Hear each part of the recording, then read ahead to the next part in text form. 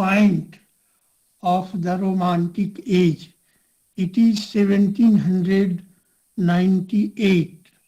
This is the point from where Romantic age starts, from where Romantic age begins. And you must remember that is the year of the publication of the lyrical ballads. Another thing is that Romantic poetry has so many characteristics. The first characteristics of Romantic poetry is the role of imagination. Imagination plays very important role in the Romantic poetry, and imagination is an essential part of the poem Romantic age. And you know, जहाँ जाए न रवि वहाँ जाए कवि. How it is possible for a poet to reach the place which is not possible for anyone to reach that very place, but the poet goes there, the poet reaches there. And how he goes there? He goes there with the help of imagination, with the help of imaginative power. So it is commonly said, जहाँ जाए न रवि वहाँ जाए कवि. Where there is no possibility of reaching the place for the Ravi. Ravi means the sun. वहाँ जाए कवि. वहाँ एक आदमी जा सकता है with the help of imagination. So imagination plays very important role in Romantic poetry. Then comes mystery, or then comes sense of awe, fear with respect. Then comes adventure. Adventure is also one of the characteristics of Romantic poetry. Adventure means the work which is risky, the work full of risks. And fourth one is mystery. Mystery, something hidden, nothing is clear. And when there is something mystery, then naturally people starts wondering. So wonder is the wonder is the characteristics of Romantic poetry, and the poet wonders. So these are the characteristics of Romantic poetry. Another thing is that nature. Nature also plays very important role in Romantic poetry. And then comes supernatural elements. Supernaturalism also is one of the characteristics of Romantic poetry. And then comes love story. Love is also the soul of Romantic poetry. And then comes sympathy for the poor, love for the children, and medievalism. These are the characteristics of Romantic poetry, and we may say that the last characteristics of Romantic poetry is medievalism. Medievalism, I have told you, backwardness, illiteracy, superstition, religiousness, adventure, landlordism. These are the characteristics of Romantic poetry, and these are the characteristics of not exactly Romantic poetry, but medievalism. So medievalism itself is the is the characteristic, a special feature of romantic poetry. Now we should know that uh, they are all of them. Actually, I have told you that the first half part of 19th century is known as Romantic Age, and in Hindi literature we have read that Prasad, Pant, Nirala, Burma, these are the four pillars of romantic poetry in Hindi literature. Likewise, in English literature, Wordsworth, Coleridge, Byron, Shelley, Keats, Sade, Scott, these are called the romantic poets in the Hindi, in English literature. And they have their own specialization. We may understand it through the example of doctors. All doctors are MBBS and they are running their dispensary, their hospitals in the market. All the doctors are MS, all the doctors are MD, but so far as their specialization is concerned, they are they are specialized in different areas.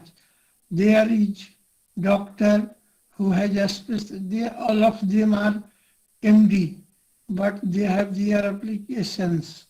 For example, there is a doctor who is uh, what we call uh, an MBBS, but he has a specialization in ENT. There are some doctors who are MD,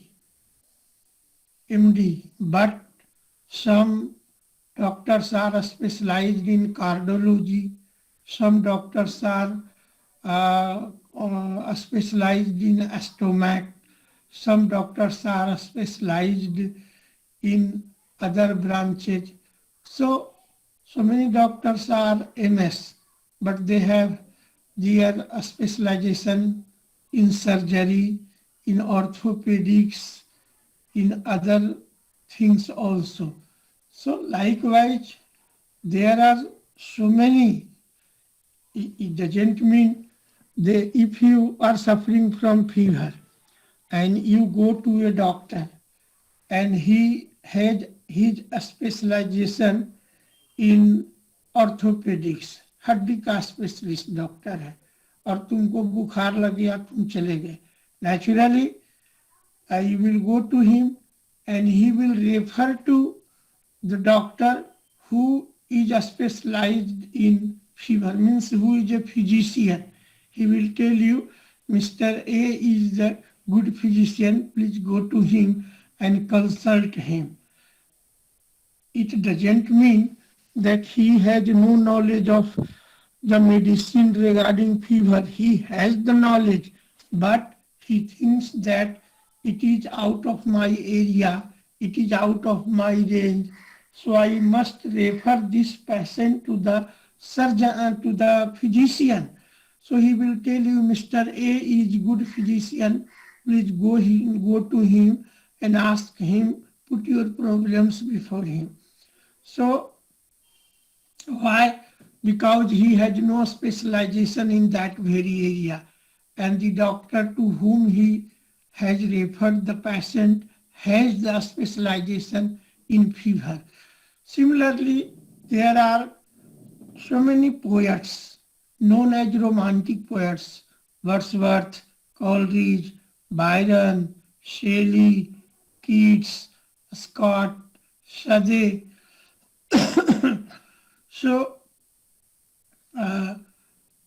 they have their specialization, And you should know there are two phases in romantic poetry. Some Wordsworth, Coleridge, these two poets formed the first generation, elder generation of romantic poetry. Shelley, Byron, Keats. These these poets formed the second generation of romantics, and they have their own specialization. Some common characteristics are in all the poets' poetry. Nature is found in the poetry of Wordsworth. Nature is found in the poetry of Coleridge, in the poetry of Byron, in the poetry of Keats, in the poetry of Shelley. But you should know that their specialization is different from each other. For example, Wordsworth is a romantic poet. Coleridge is a romantic poet. But there is a great difference between Wordsworth and Coleridge. Both are contemporary to each other. Both were friends. They have taken decision that we shall write a joint book, which was published in 1798. That is the starting point of romantic poetry, and the name of that book is the Lyrical Ballads. They have jointly published this book in 1798, and that is taken to be the starting point of the romantic poetry. But the difference is that Wordsworth has his specialization in nature. Wordsworth is called the poet of nature. He has written the poem The Daffodils, and we have, if you go through his poetry, the daffodils, you will find the role of nature. So Wordsworth has his specialization in nature. He is called a nature poet. In his poetry, we find he believes that he believes that God lives in the form of nature. He has pointed out about the nature. Nature is friend, philosopher, and guide for Wordsworth. Friend, philosopher, and guide for Wordsworth. So there is a difference between the nature of Shelley and the nature of Wordsworth. Wordsworth has a spiritualized nature, whereas Shelley has intellectualized nature. So this is the basic difference. And Wordsworth is called, this is the reason why Wordsworth is called a nature poet. He is called a nature poet. So far as Coleridge is concerned, Coleridge has his specialization in supernaturalism, in supernatural elements. So Wordsworth tried, what is the difference between the poetry between Wordsworth and Coleridge? Both are romantic poets. Both were the poets of nature. If you go through the poetry of Wordsworth, you will find the role of the role of nature, and the role of nature in the poetry of Coleridge. But so far as the difference between Wordsworth and Coleridge is this, that Coleridge and Wordsworth has make nature supernatural. Wordsworth has made nature supernatural, whereas Coleridge has made supernaturalism natural. Natural. This is the basic difference. Wordsworth has tried his best to make natural supernatural, whereas Coleridge has tried his best to make supernatural natural. One Wordsworth wants to make nature make visible invisible, whereas Coleridge makes invisible visible. So this is the basic difference between the poetry of Wordsworth and the poetry of Coleridge. Uh, Simply you should know that Wordsworth is a poet of nature, whereas Coleridge is a poet of supernaturalism. Supernaturalism. Now we come to Shelley. Shelley is a revolutionary poet. He is called a revolutionary poet. He wants to bring a kind of revolution in the society. I have told you in the last class that romantic poets were very much influenced by the French Revolution, which occurred in France in 1789. 1789 में हुआ था France की क्रांति. So Shelley, Wordsworth, Coleridge, Byron, Shelley, Keats, all these romantic poets were very much influenced by the French Revolution. And Shelley wants to bring, actually the question is why did the French Revolution occur in France? What was the reason? Actually, there was disparity in the society. There was a difference between man and man in the society. There is a difference between woman and woman in the society. Man was the enemy of man. Man was the hater of man. So Shelley tried his best to bring a kind of parallelism in the society.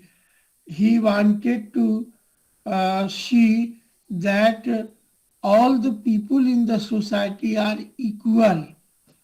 French Revolution is based on equality, liberty, and fraternity.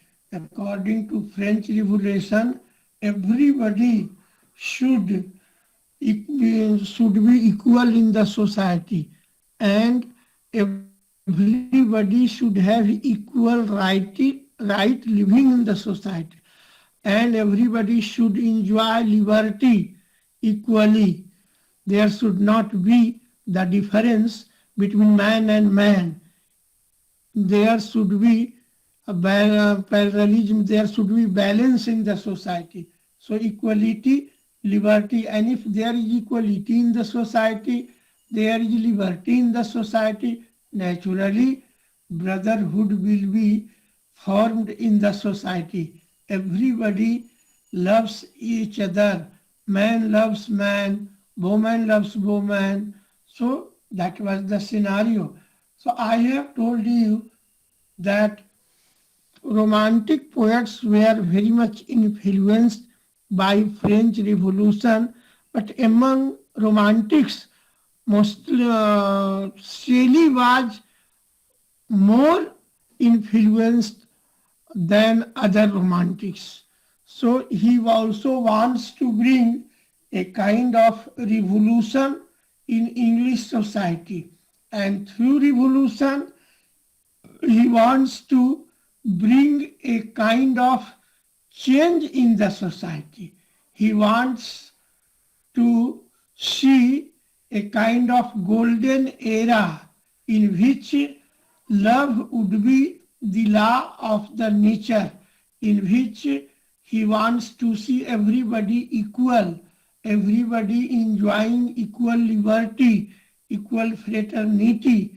So it is Shelley who is known as revolutionary poet, and through revolution he wants to change the society.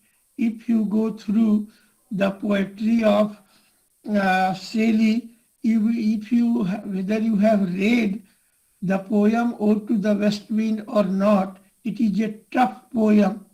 Just to say, we say that it is a good poem, it is an easy poem, but I have read so many times this poem. It is a poem of 5 stanza, and each stanza has 14 lines. 14 lines. This poem is written in the form of tarja rima. This poem was written in the form of tarja rima, and Shelley wants to bring a kind of revolution in the society, and through that very revolution he wants to change the society. So he always implores the west wind to reach his message everywhere, each and everywhere. It is atmosphere, lithosphere, hydrosphere. It is in the sky, where the message will be conveyed to the common people by the west wind. He also requests the west wind to spread all over the world the message, revolutionary message of Shelley, P.B. Shelley. And he also requests the west wind to spread his revolutionary message over the sea, the earth, sea, and sky, atmosphere, lithosphere, hydrosphere, all the spheres.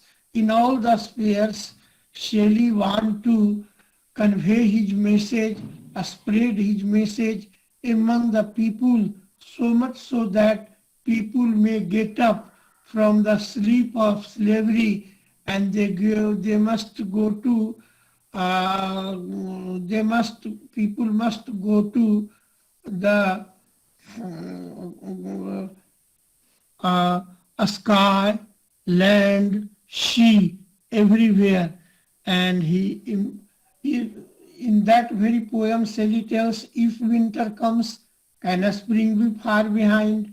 So Shelley had his specialization in revolutionary. He is a revolutionary poet.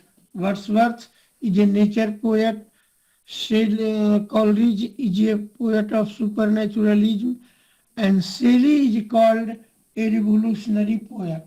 He has seen the dream of a new world, a new society, the society in which everybody should be equal and nobody should go to the place where there is the message of Shelley. So Shelley has his specialization. Shelley is known as revolutionary poet. Now come to Byron. Byron is also a revolutionary poet, but you will know here found about him that he is a revolutionary poet. He is called a champion of liberty. He is the supporter of French Revolution. He is the supporter of freedom. He is the supporter of liberty, and he wants to see not even a single person chained in chain. Everybody at that very 19th century, a very famous a scholar came, and his name is Rousseau, and he has pointed out man is born free, but he is in chain everywhere. He is born free, but after his birth, nowhere he is free. So man must lead a free life. So, Byron is a champion of liberty. He is supporter of liberty. He is the supporter of freedom. Now come to the last one, that is John Keats. John Keats is last to be born and first to die. He is the youngest poet among the romantic poets. He lived on this earth only for 25 years and 3 months, and within this short span of life, he has written so much that he has become immortal. He has become immortal. And you should know, Byron, Keats has nothing to do with other poets. He is a peculiar type of person.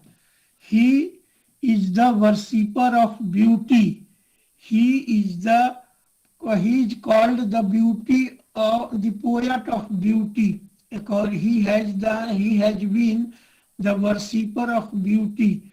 So he has a spiritualized beauty, as Wordsworth has a spiritualized nature.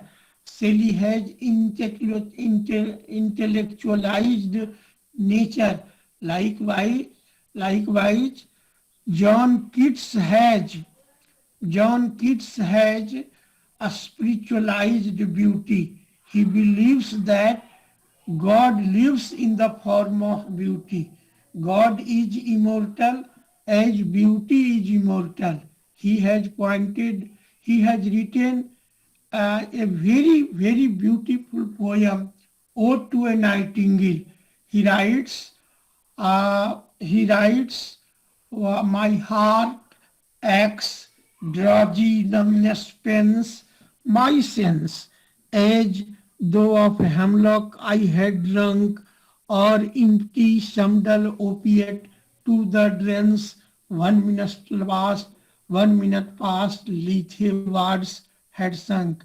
It is not through envy of thy happy lot, but being too happy in thy happiness of beechen green, shadows numberless, singest of summer in full-throated each. This is the first stanza of the poem, the Ode to a Nightingale. Ode to a Nightingale. So he believes John Keats is taken to be the worshipper of beauty. He is the worshipper of he is the, as Wordsworth is called the priest of nature. In the same way, Shelley is called the priest of beauty. Priest of beauty. As Wordsworth has a spiritualized nature, in the same manner, Keats has a spiritualized beauty. As Wordsworth believes that God lives in the form of nature, likewise, John Keats believes that God lives in the form of beauty. Actually, he tells in his famous poem, Ode on Grecian Urn, that beauty in the form of beauty is truth and truth beauty. सत्य सुंदर ही सत्य है और सत्य ही सुंदर है. And this theory is based on Satyam, Shivam, Sundaram. Truth, goodness, beauty. Truth, goodness, beauty. सत्य की खोज किया जाए, ट्रुथ, लेकिन भलाई के लिए, और वो भी भलाई की जाए सुंदर ढंग से. So truth, goodness, beauty, these three things come in Indian philosophy. So Wordsworth has a spiritualized beauty, and he believes that beauty is immortal, and he has a spiritualized beauty. Actually, beauty in the form of art is permanent. Beauty in the form of art is permanent. I give you the example. You must have heard the name of Hema Malin or the Jitendra Kumar, Dharmendra Kumar. Now, Jitendra is an old man. Jitendra is an old man. And Ali is an old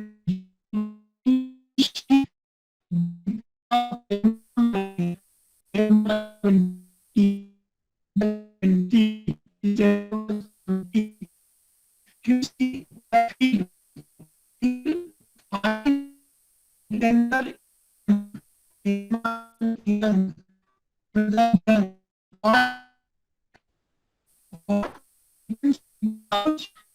he is in the form of art. He is in the form of art. Man, it is so after 130 years, you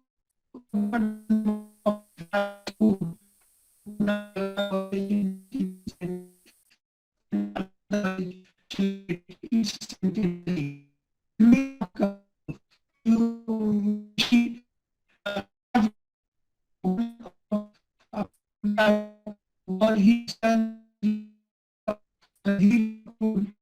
and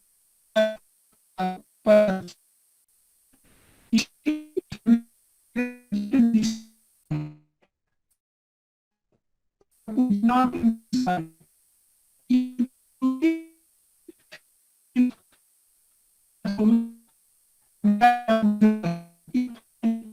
That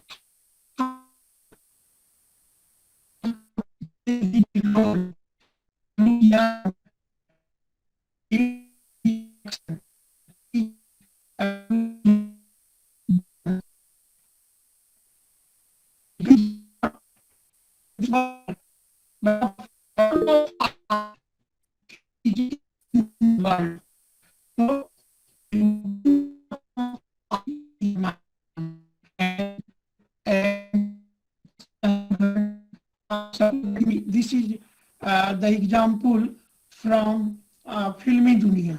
But you may take the example of singing. Mahendra Kapoor is not in this world. Rafi is not in this world. Kishore is not in this world.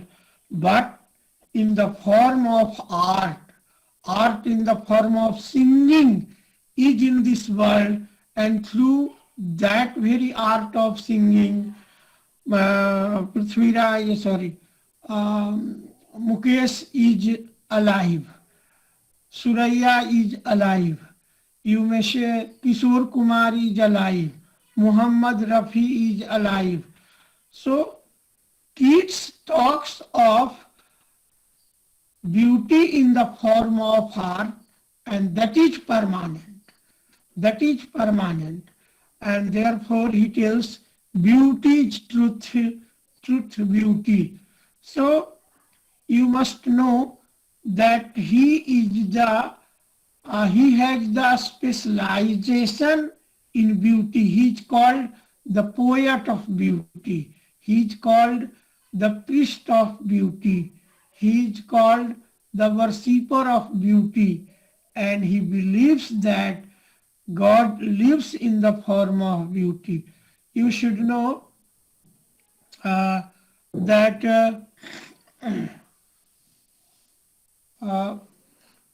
anything in the form of art is permanent, and God is also permanent. One which is permanent is the emblem of Parampita Parameswar, is the symbol of God. God.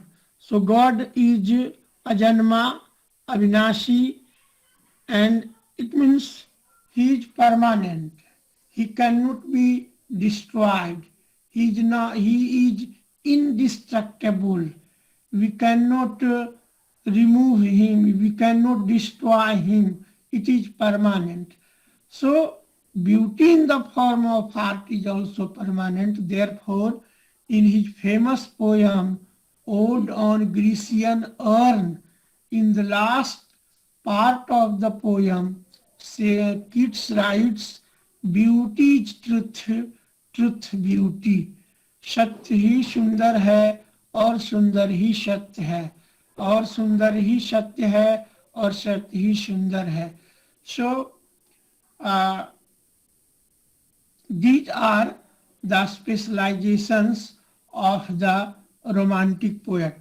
We have discussed that Wordsworth, Coleridge, Byron, Shelley, Keats, these are the famous poets of romantic age. They all of them are called romantic poets, but there is slight difference between them because they have their specialization in different areas. Wordsworth has a specialization in nature. Coleridge has his specialization in supernaturalism. Shelley has his specialization in revolutionary ideas. Wordsworth, Byron has his specialization in liberty.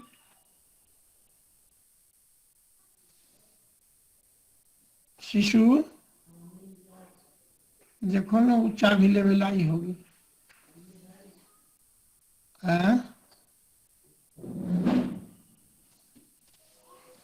So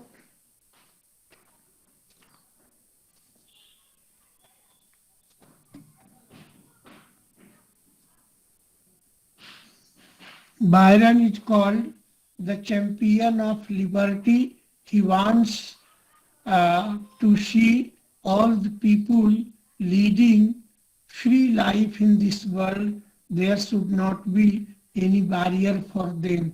So he is called the champion of liberty, supporter of liberty, supporter of freedom. And then comes Wordsworth, Coleridge, Byron, Shelley, and Keats. Keats is also called the poet of nature. The poet of beauty. He has a spiritualized beauty. He has called the worshipper of beauty. So these are the romantic poets having their specialization in different branches. Now we should know that Coleridge is a romantic poet and he has written so many poems. Among them one is the Rime of the Ancient Mariner. The Rime of the Ancient Mariner. Now we should know firstly the Rime of the Ancient Mariner. Rime means a story. Rime here means a story of, the meaning of, and ancient. Ancient means here old. Always remember, poetic meaning is different from the common meaning. Poetic word contains tons and tons of meaning. One poetic word contains tons and tons of meaning. So poetic meaning is always different from common meaning. So here rhyme means a story of, ancient means old, mariner means sailor, meaning thereby that there is an old sailor, there is an aged sailor who is narrating his story, through his own mouth. He is narrating his story means he is expressing his experiences, what he has got during his journey in the sea. So the rhyme, this is the meaning of the rhyme of the Ancient Mariner. There is an ancient mariner means there is an old person. He is in his old age and his profession is to sell the boat, to sell the boat. And the boat is not sailed on the desert, on the land. Boat is sailed in the sea. So once the ancient mariner has gone on his journey, sitting on the boat, he is sailing the boat, he is sitting, sailing the boat, and something, some incidents have occurred in his life. So through his and his how his experience was during his journey. So those experiences have been expressed by the ancient mariner to some persons. Later on we shall discuss the detailed story of the rhyme of the ancient mariner. Then we shall come to know what has happened with the ancient mariner while making his journey in the sea, while making his voyage in the sea. So this is the meaning of the title, The Rime of the Ancient Mariner, means the story of an old sailor.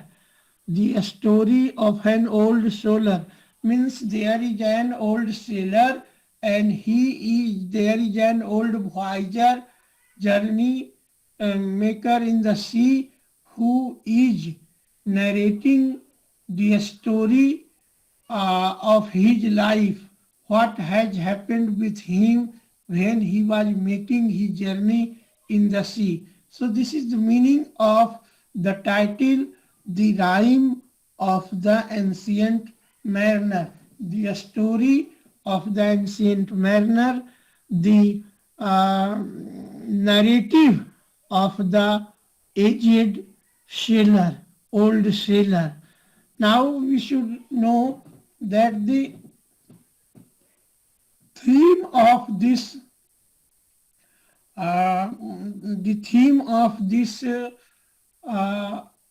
poem is the crime and punishment. Crime and punishment. Crime, it is the story of crime and punishment. Ancient Mariner is the story of crime and punishment. This poem contains a kind of a story, and that story is narrated by the ancient mariner, and you should know it is the story of crime and punishment. The crime was committed by the ancient mariner and he was punished for that very crime. You must have heard a couplet, करे बुराई सुख चहै कैसे पावै कोई, करे बुराई सुख चहै कैसे पावै कोई, रोपै बिजवा नीम के आम कहाते हो. As you sow, so you reap. Always you should know, feel good, do good, good always becomes good. Good never becomes bad and bad never becomes good. So, करे बुराई सुख चाहे कैसे पावे कोई. You commit sin and you want to get good thing, good result. Is it possible? Certainly not. करे बुराई सुख चाहे. You always do the evil things. You always hate the other persons. करे बुराई सुख चाहे. You wanted pleasure. You wanted happiness. You wanted peace. You wanted solace. करे बुराई सुख चाहे कैसे पावे कोई, रोपे बिजवा नीम के आम कहाते हैं. If you sow the seed of neem tree, certainly it is not possible for you to get the tree of mango. If you have sown the seed of neem, certainly it will sprout and it will take the shape of a full-sized tree and that tree is the tree of neem, not the tree of the mango. So if you commit mistake in the life, if you commit sin in the life, you do the evil things in the life, never you will get pleasure in your life, never you will get happiness in your life, never your life will become peaceful, never you will get good result. So it is the story of crime and punishment. The crime was committed by the ancient mariner, and this is the reason why punishment has been given to the ancient mariner. The ancient mariner has been punished. Therefore, it is called the story of crime and punishment. यही रहने देते हैं, अगले class में फिर हम लोग इसका स्टोरी डिस्कस करेंगे. आज थीम बता दिए, मीनिंग ऑफ द टाइटल बता दिए. अगले दिन हम लोग वी शैल डिस्कस